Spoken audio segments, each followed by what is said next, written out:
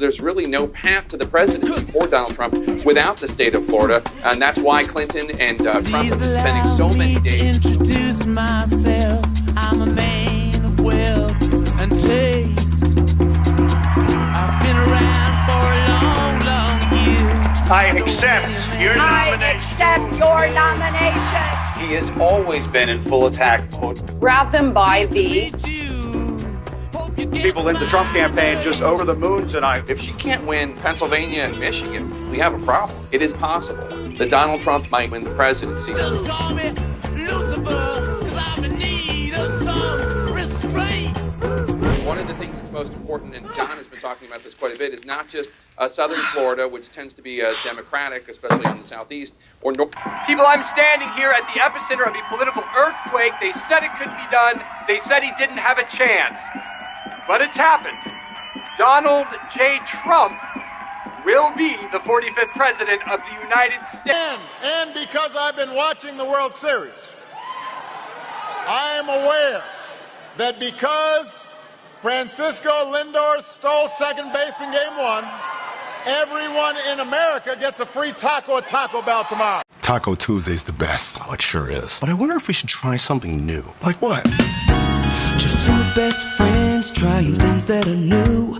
We got this guy and this guy too. Plus a taco that's new. We'll paint a picture for you. Just two guys, robots, and tacos too. It's Taco Tuesday. Nah. Oh, that jingle was catchy though. I know, right? Taco Tuesday. Taco Tuesday. No, I've never had a taco bowl at Trump Tower. Southwest Floridians now responding to this picture tweeted by Republican presidential candidate Donald Trump chowing down on a taco bowl on this Cinco de Mayo. Trump claiming that the best Tex-Mex can be found in the Trump Tower. Oh, but it wasn't just food he was talking about. He also tweeted out that he, quote, loves Hispanics, too. And don't forget Taco Tuesday's coming next week. That's the day you'll be put to sleep. And have a great day, everybody. You have a great day too, President Business. Man, he's such a cool guy. I always want to hear more of what... Wait, did he say put to sleep? Tonight on Where Are My Pants? There is a signal broadcast every second of every day through our television sets. Even when the set is turned off, the brain receives the input and programs... Having trouble getting here? No, we made it fine. Pretty down night right now. This is Taco Tuesday! America is back. We won the popular vote by big numbers and won counties in our country.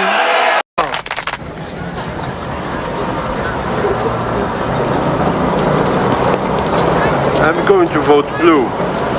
Vote for who you want. This is a free dictatorship.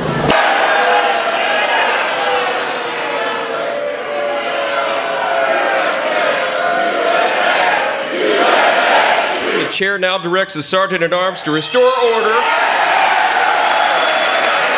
Remove this gentleman from the chamber. On the 4th of March, 1789, the First Congress of the United States met in New York City, bringing the United States Constitution to life. Fast forward to 1797, where John Adams became the first president to start his presidency on the 4th of March. Interesting enough, Franklin D. Roosevelt, our 32nd president, was the last to be inaugurated on this very same date in 1933. And in 1976, the Northern Ireland Constitutional Convention was dissolved, which led to direct rule from London by the British Parliament. And I have created the brand new Department of Government Efficiency. GOGE. Perhaps you've heard of it. Perhaps. Thank you, Elon.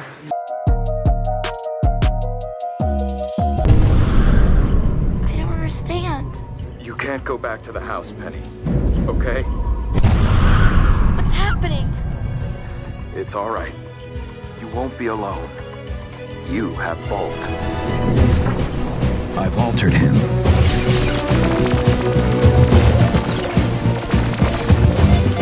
So, you might have seen this story floating around online the last couple of days. People logging onto Twitter to find the site's logo was gone, replaced with this.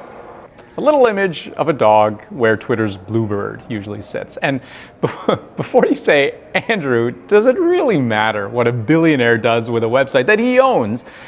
Well, this goes a little deeper than that. And the long history at play here might surprise you.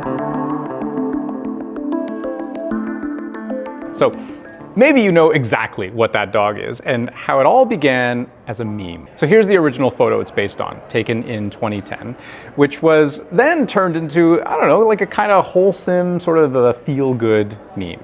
It was hugely popular, went viral in 2013, and it went so viral that it inspired the creation of a cryptocurrency, Dogecoin, launched in 2013.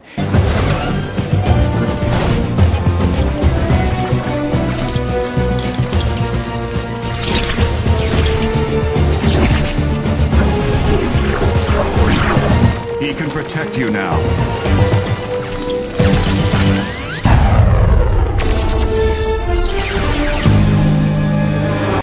Its creators made it as a joke. Crypto was still pretty new, and Dogecoin's creators were kind of mocking all of the wild speculation going on at the time. But fast forward to today, the original kind of grandfather of crypto, Bitcoin, is worth around $500 billion. Dogecoin is about $13 billion. So not bad for a joke, right? It's straight up a real coin that people can trade and speculate on like any other form of crypto. Now, here's the thing. Elon Musk, infamously a fan of Doge memes. Check out this tweet from 2021. A frame from Disney's The Lion King edited to show Musk holding a dog aloft. Or this asking, who let the Doge out?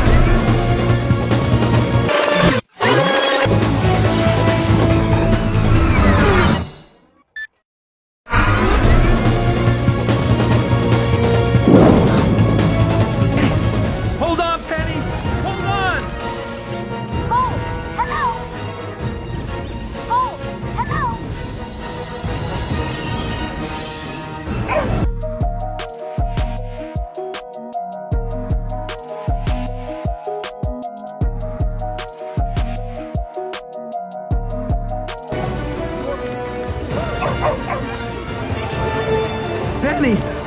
Penny!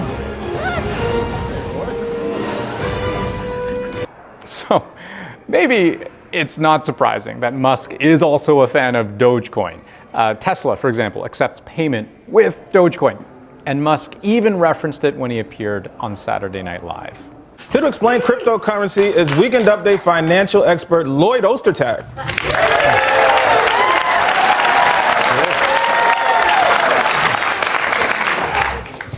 Thank you, Michael. Well, now, the Doge Father. Okay, Doge Father. So.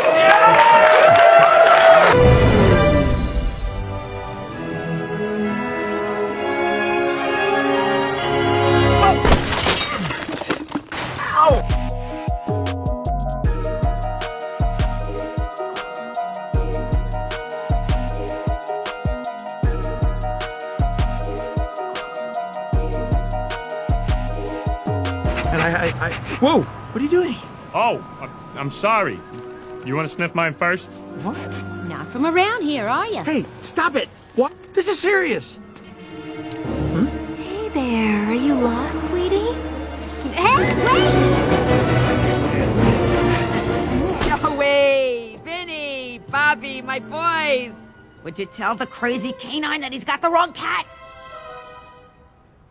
You got her, pal. That's her. She's the one. That is definitely the right cat. Whenever Musk references the cryptocurrency, it really shakes up the market. And on that SNL appearance, he said something that actually turned this part of the crypto market right upside down. So it's a hustle. Yeah, it's a hustle. Hey, just say that, man. First of all, to everybody, it's a hustle. To the moon. Dogecoin's value dropped immediately, falling as much as 30%. And in fact, some investors think maybe Musk is playing with the market. Looks like we're gonna do this the hard way. Hey, you're crazy, man! Hey, you're crazy, man!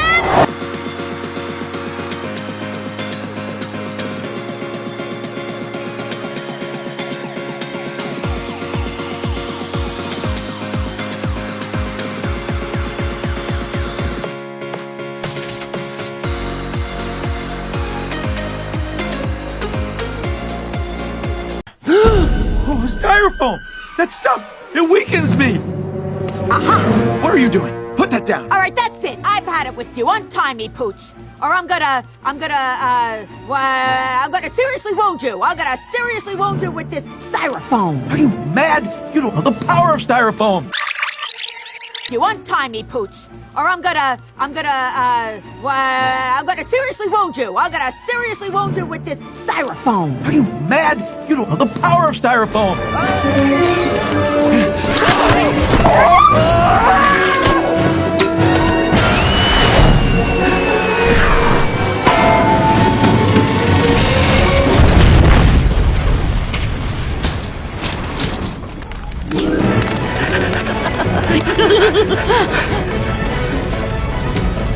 Sweet Sister Francis, what did you do to my new truck? You hold on right there! Oh, golly, Esther! Both you boys need serious help. Spicy eyes! Mental health issues affect people of all ages, income levels, and cultures. No one is immune. Advocate for and promote mental well-being in your life and to those around you. You're not alone.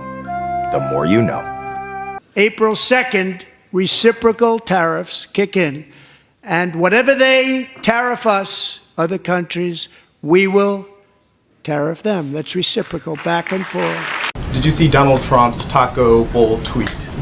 And your thoughts on it? I have no thoughts on Mr. Trump's tweets. On Friday, the president headed to Austin, Texas, where he participated in a public discussion at South by Southwest Interactive. Hello, Austin, but first, Texas. he surprised lunchgoers at Torchy's Tacos, a local favorite in Austin. These look like some athletes here. These look like some athletes here. Baseball players? Yes, sir. Man, I hope I didn't shake your arm too hard. Get your mayor here. We've ended the tyranny of so-called diversity, equity, and inclusion policies all across the entire federal government and indeed the private sector and our military. And our country will be woke no longer. And don't forget Taco Tuesday's coming next week. That's the day you'll be put to sleep. And have a great day, everybody. You have a great day too, President Business. Man, he's such a cool guy. I always want to hear more of what... Wait, did he say put to sleep? Tonight on Where Are My Pants? Earlier today, I received an important letter from President Zelensky of Ukraine. The letter reads, Ukraine is ready to come to the negotiating table as soon as possible to bring lasting peace closer. I appreciate that he sent this letter, just got it a little while ago. Simultaneously, we've had serious discussions with Russia and have received strong signals that they are ready for peace. Wouldn't that be beautiful? The golden age of America has only just begun. It will be like nothing that has ever been seen before. Thank you, God bless you, and God bless America. Now, just quickly onto the serious questions. Very, very quickly. You ready? Yes. It's a quick fire question round. White House down or Olympus has fallen? Didn't see either of them. You have to make a choice. I didn't see either of them. How can I make a choice? White House down. You guys have got to try the cold chai. I've had it. Did you talk about vice presidential possibilities with Senator Warren? You guys have got to try the cold chai. So lots happening here, Ryan. Let's talk about this deadly measles outbreak that continues to rage, especially there in Texas. We're hearing more about that from Health Secretary RFK Jr. What's he saying about that? Yeah, Greg, as those case numbers keep growing, it's now over 150 across the U.S. RFK Jr. is calling the outbreak a call to action in a new Fox News op-ed. He's asking families to consult their healthcare providers about the options to get their kids vaccinated. But notably, Kennedy, who is, of course, a vaccine skeptic, does not explicitly recommend the shot, instead calling the decision a personal one to make. Hello, in here, please. Hey, the Big M. How's it hanging, McFly? Hey, Needles.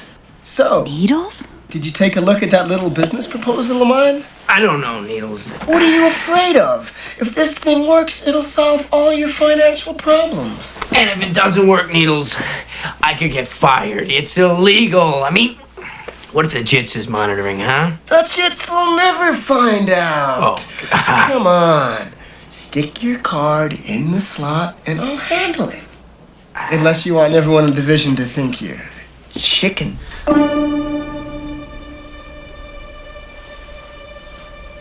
Nobody calls me Chicken Needles. Nobody! Am I saying I'm a chicken wing expert?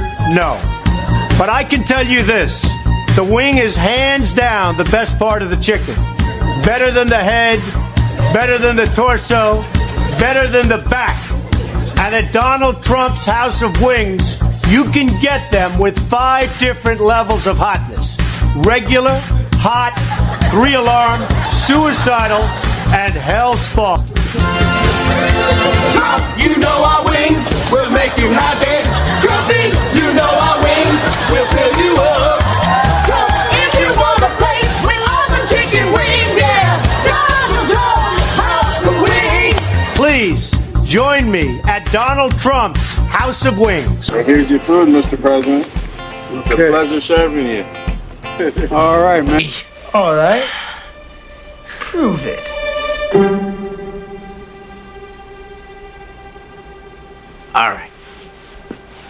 All right, Needles. Here's my card. Scan it. I'm in. Thanks, McFly. I'll see you at the plant tomorrow. Thank you for using AT&T.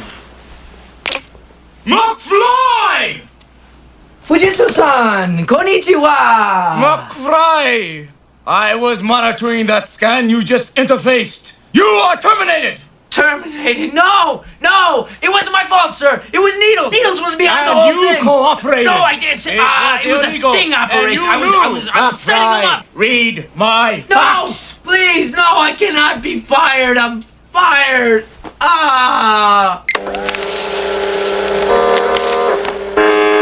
What you would say to President Obama? You're fired.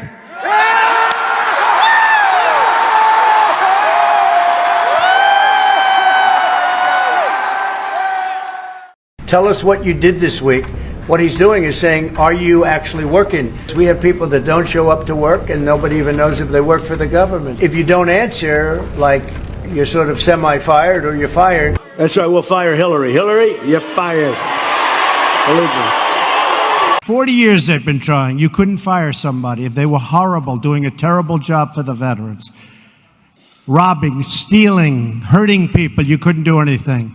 It's called the Veterans Accountability Act. And now you can say, you're fired. That's the way they all became the Brady Bunch. A classic episode of the Brady Bunch is at the center of the nationwide furor over the measles vaccine. What are you doing home from school? They sent me home. Measles. In the episode, first broadcast in 1969, all 6 of the Brady kids come down with the measles, and it's no big deal. A slight temperature, a lot of dots, and a great big smile. A great big smile. No school for a few days. Boy, this is the life, isn't it? Yeah. If you have to get sick, you sure can't beat the measles. Anti-vaccination activists have latched on to the 50-year-old episode to show that measles is nothing to worry about and shots aren't necessary. Among them is Del Bigtree, who produced an anti-vaccination documentary. This shows us where the mindset and the concern of measles was in the 1960s.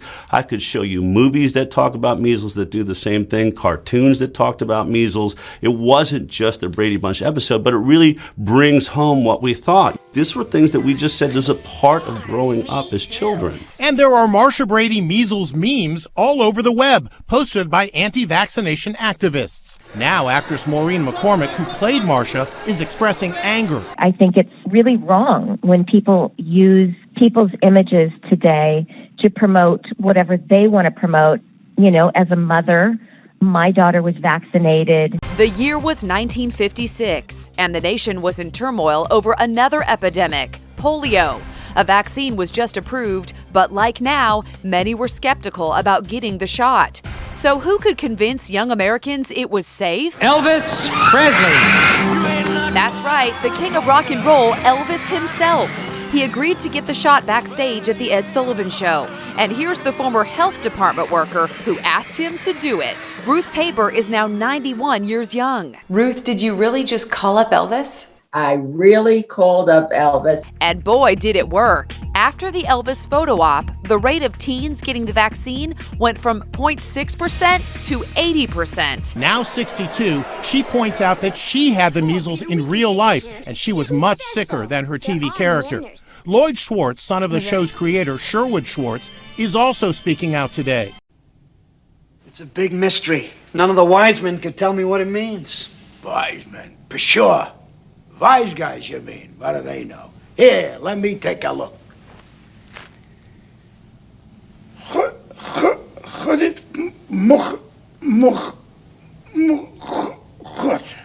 You can read it.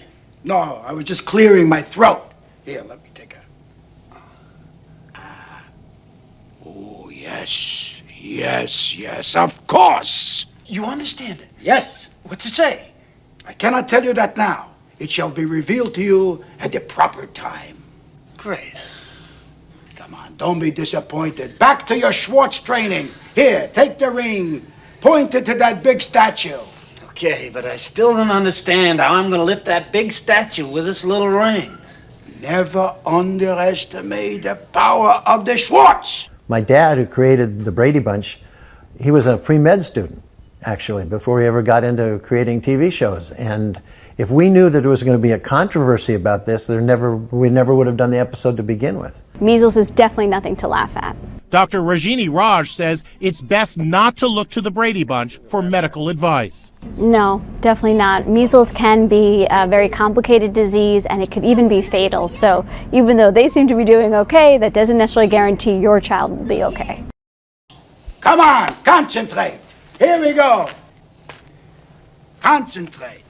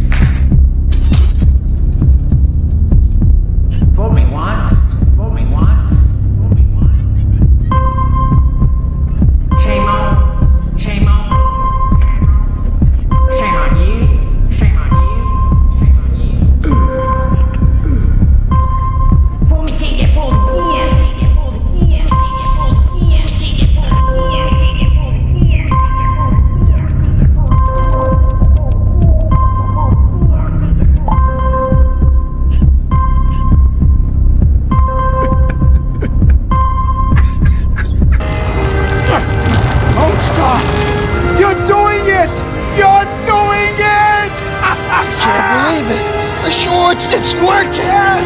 Yes! Hey, boss! How'd you do that? Wow! Whoa! Whoa! Whoa! Oh! Give me the ring! Give me the ring, quick! Upsy daisy! Upsy marsy! Upsy daisy!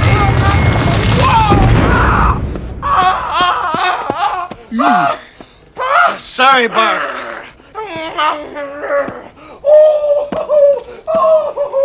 point of the show, the host would do something fun and spontaneous to show how we're all just ordinary people, like ordering pizza for everyone. But since we already get food at the Globes, we thought we'd mix it up and try something new. So roll up your sleeves, Hollywood, because you're all getting flu shots! You know you wore a sleeveless gown for a reason. Hey, shot! Excuse me, ma'am. You're definitely going to want to get Defoe.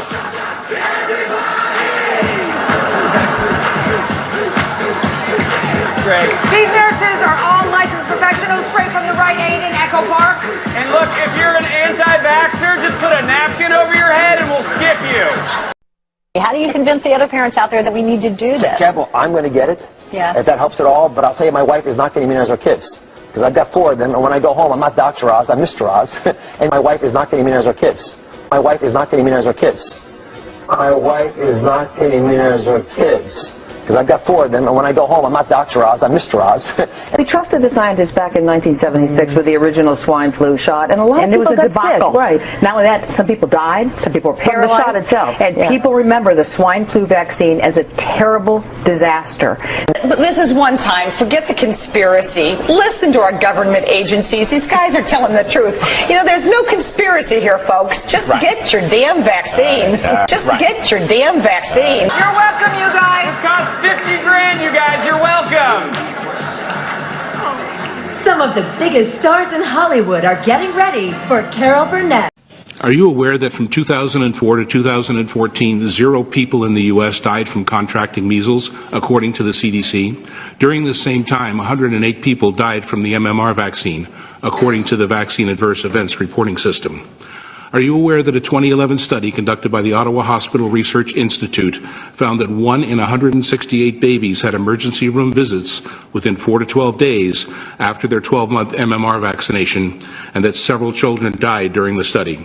The number of deaths was not disclosed. 1 in 168 is a lot higher than the 1 in a million vaccine injury risk that parents are told about, isn't it? Are you aware the CDC holds 50 patents on vaccines and sells $5 billion a year worth of vaccines? Are you aware that Merck's package insert on the MMR vaccine lists death as only one of dozens of possible side effects? Have any of you read a vaccine insert? Are you aware that the U.S. Congress has ruled vaccines are unavoidably unsafe?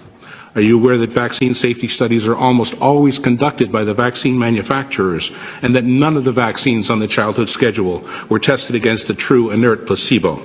They were tested against an older vaccine or an adjuvant such as aluminum. Are you aware that pharmaceutical drugs under the FDA are safety tested for an average of 4.5 years prior to licensing? Vaccines are tested on average for 4.5 days prior to licensing. 4.5 days versus 4.5 years. Are you aware that a Harvard Pilgrim Hospital study funded by Health and Human Services in the U.S. revealed that less than 1% of vaccine injuries are reported? This means that more than 99% of vaccine adverse reactions are not reported or acknowledged. Are you aware that the U.S. Vaccine Injury Compensation Program has paid out more than $4 billion due to vaccine injury and death? Are you aware that Canada is the only G7 nation without a vaccine injury compensation program?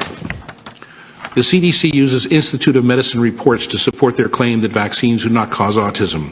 IOM's 2011 report on autism concludes, quote, the evidence is inadequate to accept or reject a causal relationship between diphtheria toxoid, tetanus toxoid, and acellular pertussis containing vaccines and autism, end quote. Institute of Medicine's 2011 safety report reviewed varicella, tetanus, hepatitis B, and MMR vaccines. 155 health conditions were studied. In 134 cases out of 155, the literature was inadequate to accept or reject causation. Does this sound like the science is settled to you? If you are not aware of these facts, then you have no business imposing this poorly tested medical procedure on Ontario's children. And if you are aware, then you are participating in medical and scientific fraud. The vast majority of parents of vaccine-injured or killed children now know the truth. They know the science is inadequate to support claims that vaccines are safe. See paragraph above. You will not silence these parents through censorship, shaming, mandates, and manipulation. Until Health Canada authorizes an independent long-term study of vaccinated versus unvaccinated, you are wasting everyone's time. No amount of pressure from Health Canada, Public Health, the Toronto Board of Health, or the corporate control media will ever convince us otherwise. Our trust has been broken. In a 2018 Globe and Mail opinion piece, Neil Rao and Richard Shabazz said this: "The borderline hysteria fueled by the media and public health that greets a few cases of measles is unwarranted." Mr. Rao is a respected immunologist on the staff of University of Toronto. Dr. Shabazz recently held the post of Chief Medical Officer of Health for Ontario. Perhaps you should listen to one of your own. Congress was blackmailed into drafting the NCVIA in 1986. Does everyone know what that is? Just in case. National Childhood Vaccine Injury Act. Vaccine manufacturers were losing multiple big money lawsuits surrounding injury and death of their products. They demanded Congress pass a law to give them legal immunity. In doing so, Congress said you must do safety studies annually and you must report to Congress every 2 years. In a 2018 lawsuit, it was proven that HHS did neither of those things. No studies and no reports to Congress for 30 years. Your science has settled one-size-fits-all agenda intended to lead all citizens down the path of compulsory vaccination is in direct violation of the Ontario Healthcare Consent Act, the Universal Declaration of Bioethics and Human Rights, the Nuremberg Code, and the Charter of Rights and Freedoms in the Canadian Constitution, as supported by a Health Canada statement. This is Canada. It is not Salem, Massachusetts, 1692. It is not Berlin, 1939. This will not stand. Thank you for your time. We don't need to rush. We've got lots of time to talk about this. And if it turns out that we've got a lovely son instead of a lovely daughter, then we'll be happy. No, I'm not transsexual. Oh. Is that not the word now? But you said trans. What did we call you then? I'm not transsexual. I'm transhuman. Oh, okay. I'm sorry, they keep changing the words. I don't know the difference. I don't want to change sex. No, sure. We say gender now, don't we? I'm sorry.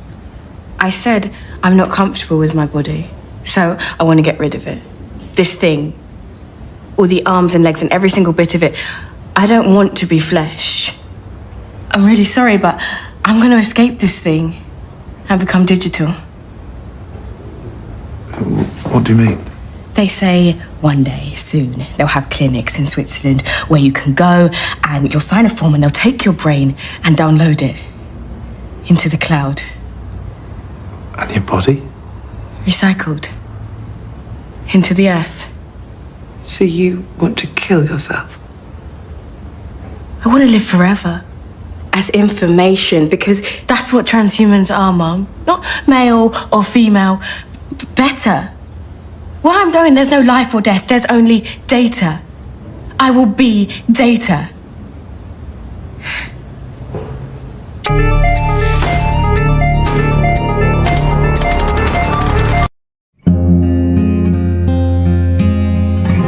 Hello, darkness, my old friend. I've come to talk with you again. Because a vision softly creeping left its seeds while I was sleeping, and the vision that was planted in my brain still remains within the sound of silence. In restless dreams I walked alone, narrow streets of cobblestone, meet the halo of a street lamp. I turned my collar to the cold and damp, when my eyes were stabbed by the flash of a neon light that split the night and touched the sound of silence. And in the naked light I saw 10,000 people, maybe more, people talking without speaking, People hearing without listening, people writing songs that voices never share, and no one dare disturb the sound of silence. Fool, said I, you do not know. Silence like a cancer grows. Hear my words that I might teach you. Take my arms that I might reach you. But my words like silent raindrops fell and echoed in the wells of silence. And the people bowed and prayed to the neon god they made, and the sign flashed out its warning in the words that it was forming. And the sign said, the words of the prophets are written on the subway walls and tenement halls, and whispered in the sound of silence.